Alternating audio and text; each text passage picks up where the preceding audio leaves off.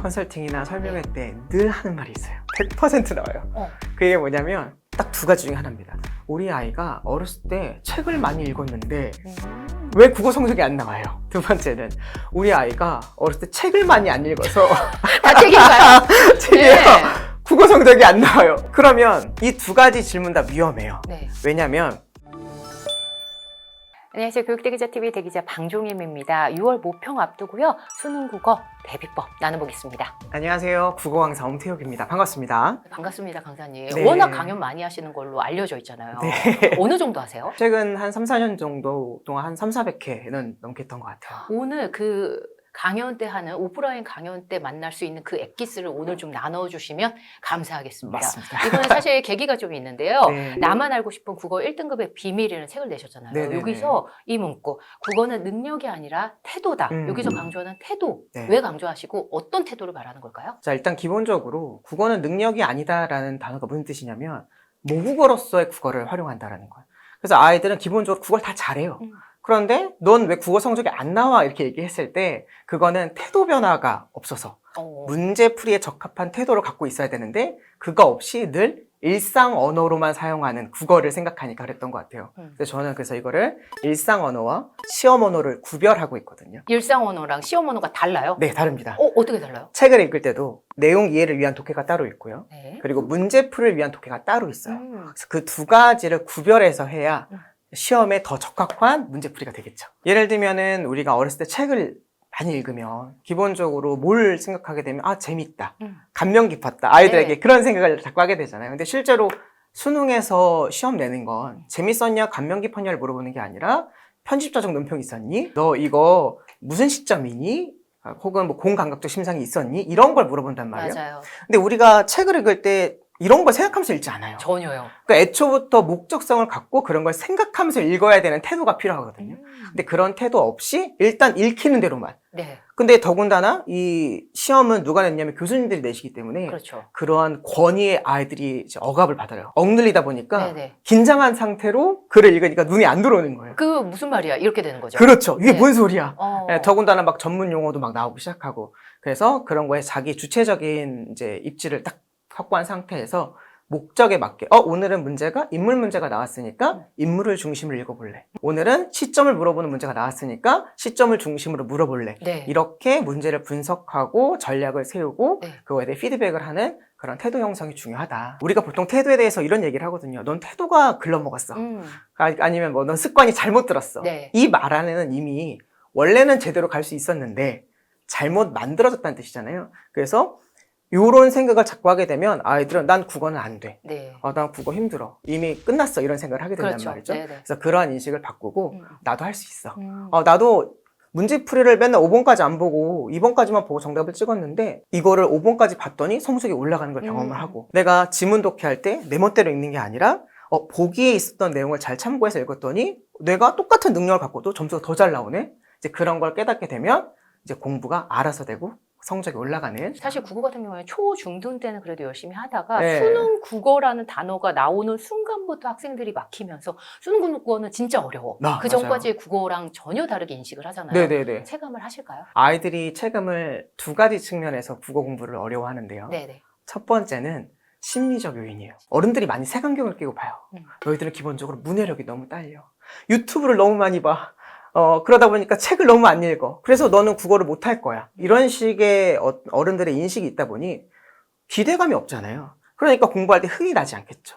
그래서 그것 때문에 공부가 더 어려워져요. 네. 나는 해도 인정도 못 받고 또 국어라는 과목이 당장 오늘 한다고 바로 다음날 성과가 나는 게 아니다 보니까 네. 버틸 마음이 안 생기는 거죠.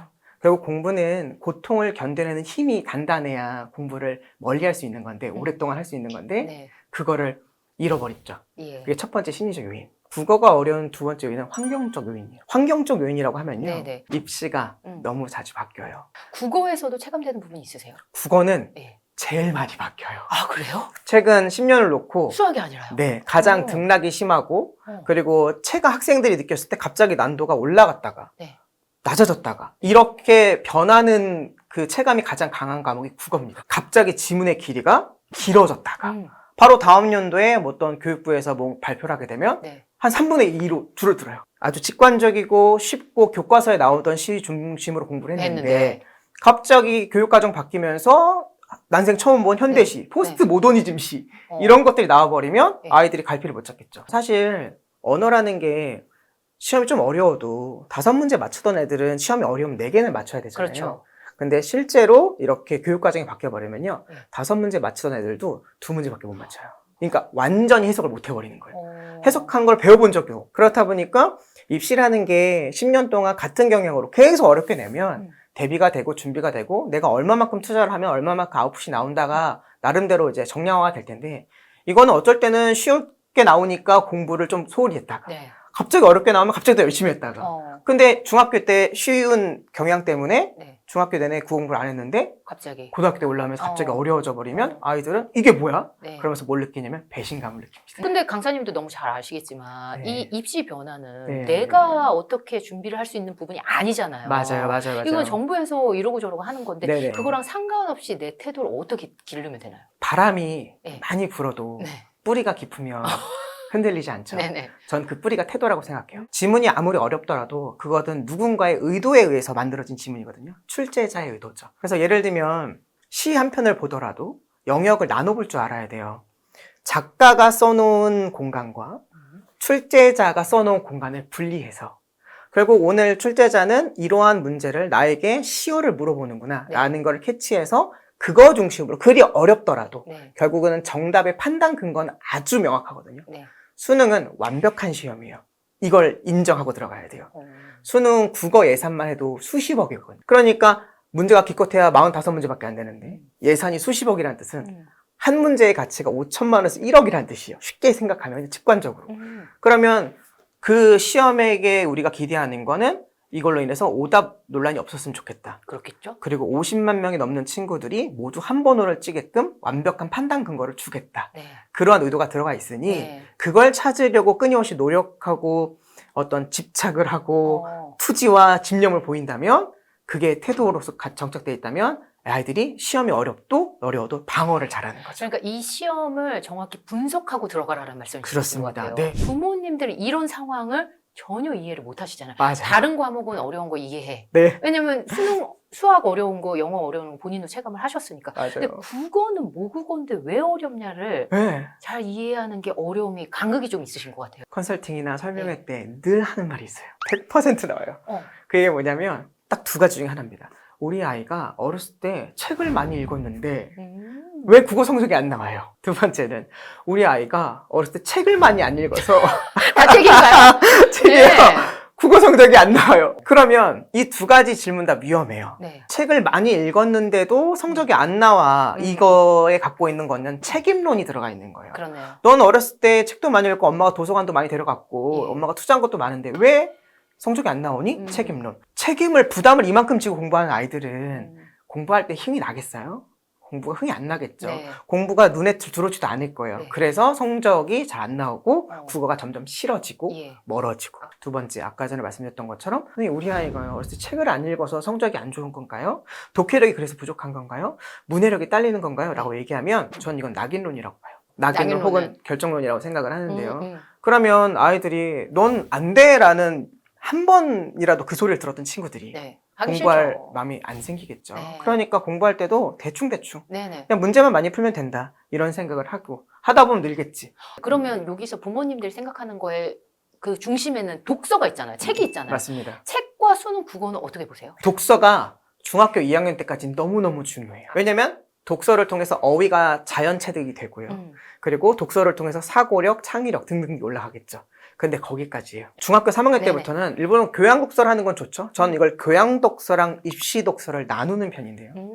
입시를 위한 독서도 준비해야 될 단계가 늦어도 중3입니다. 그랬을 경우 글을 읽은 방향성과 목적성, 다시 말하면 정보 중심 독해가 돼야 되는 건 입시 독서. 흥미 중심의 독서가 돼야 되는 건 교양 독서가 되겠죠. 입시 독서는 어떤 책에는 상관이 없나요? 네, 사실 상관없습니다. 상관이 없어요. 네, 상관이 없어요. 대신에 그 책을 읽을 때도 그냥 마음대로 읽는 게 아니라 어떤 특정한 목적이 있어야 되겠죠. 내가 오늘은 이 안에서 주제를 찾겠다. 아니면은 한 장을 읽을 때마다 잠깐 멈춰서 1장을 다시 음미해 보겠다. 뭐 그런 것도 좋고. 아니면 문제집을 푸는 행위를 저는 독서라고도 보거든요. 문제집 안에 생각보다 아주 많은 정보가 들어가 있어요. 일반 독서로는 아이들은 현대시를 절대 보지 않아요. 그렇죠.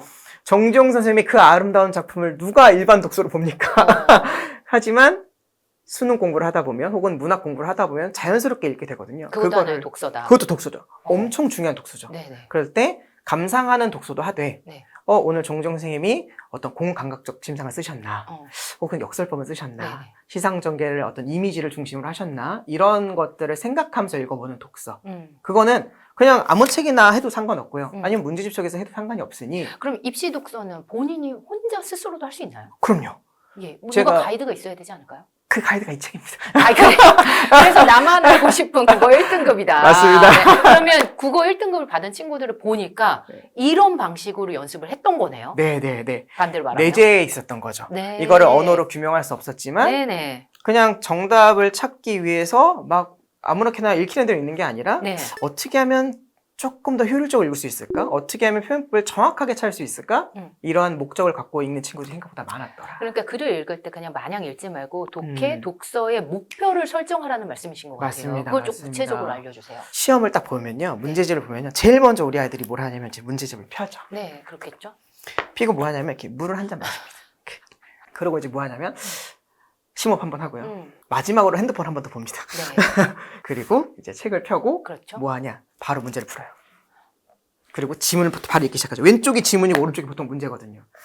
이렇게 하면 망한 겁니다. 어떻게 해야 되는 거냐면 어떻게 해야 돼요? 일단은 책을 피기에 앞서서 노트가 하나가 있어야 돼요.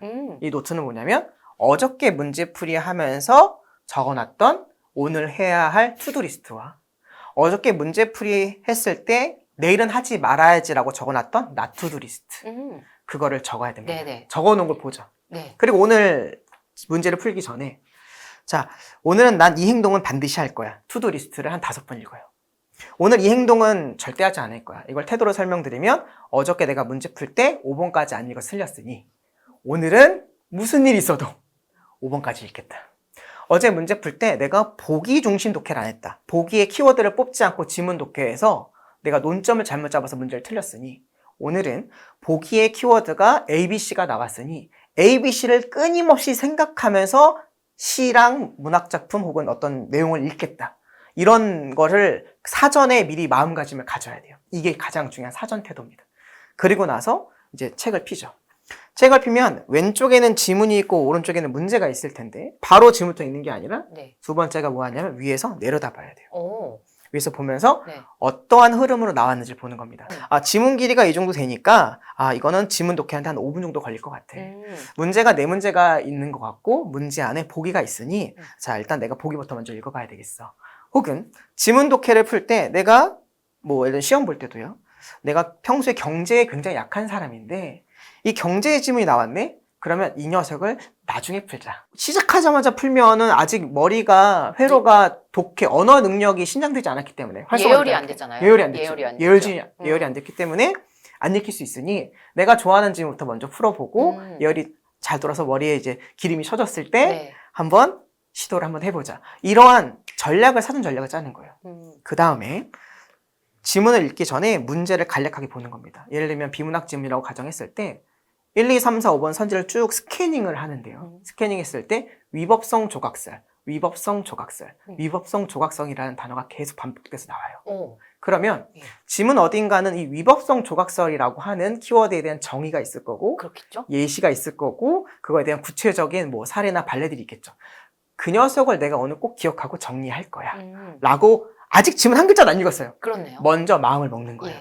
전략을 세우는 거예요. 지문 독해할 때 문학 같은 경우는 우리가 보통 소설 하게 되면요. 인물, 사건, 배경, 소설 구성의 3요소 얘기하고 또 갈등과 서술자 5가지 항목이 가장 중요한데요. 어느 게 오늘 출제가 될지 모르잖아요. 그렇죠. 근데 나는 내 멋대로 인물 중심으로 읽었는데 오늘 인물 문제가 한 문제도 안 나오면 사건이 나와버렸어. 그러면 다시 읽어야 되잖아요. 그렇죠. 그럼 우리 아이들이 문제 풀 때 어떻게 푸는 거냐? 이 행동을 하게 됩니다. 맞아요. 계속 왔다 갔다 하죠. 이거를 5번을 하면요. 한 문제를 푼 거예요. 문제를 푸는 게 아니고요. 시력 검사한 겁니다. 찾는 거예요. 그건 국어 시험이 아니거든요. 그래서 오늘은 인물, 사건, 배경, 갈등, 서술자 5가지 요소 중에 인물 문제가 나왔으니 오늘 글을 읽으면서 인물에다 동그라미 한번 쳐보자.